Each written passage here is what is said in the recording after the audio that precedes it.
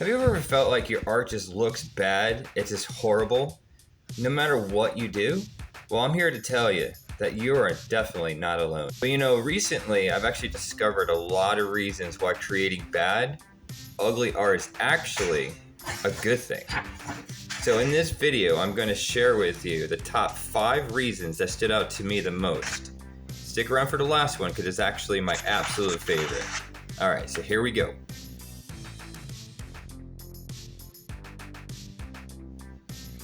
So the first reason is courageous experimenting. Now what this does is actually gives yourself the freedom to create ugly art, and it reduces the pressure of perfection, because we all know that perfection is the absolute killer of creativity. It also lets you try different styles, different art supplies, different mediums, different ways of doing things. It allows you to change your subject matter, the things that you draw, the things that you create.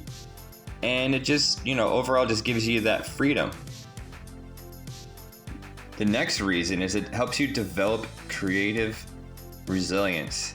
Because now that you're creating quote unquote ugly art, it lets the creative process flow better because you're not so concerned about the particular drawing to be grandiose, to be the most fantastic thing in the world that you're going to take and just bring up to a gallery guy and be like, hey guy, put this thing up in your gallery, or to a coffee shop, be like, hey, I think your coffee lovers are going to love this. No, you're actually creating ugly art that may even be for you. You might not even show anybody, and actually that might be a great idea. It is easier to move on to the next art piece because, let's face it, ugly art, it may not take a lot of time. So there's no pressure to have to keep, working on it and working on it.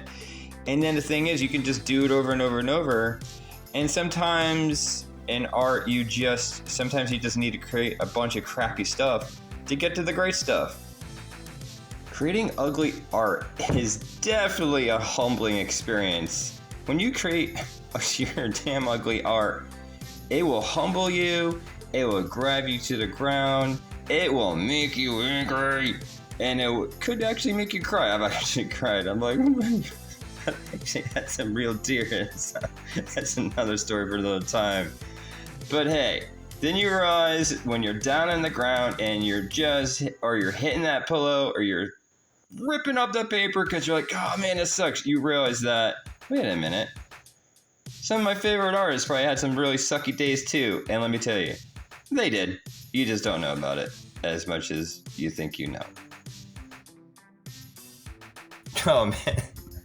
Creative blocks. I hate that word. But you know what? We all suffer through them. And drawing ugly art actually can help you break through those creative blocks. Believe it or not, boys and girls, ladies and gentlemen.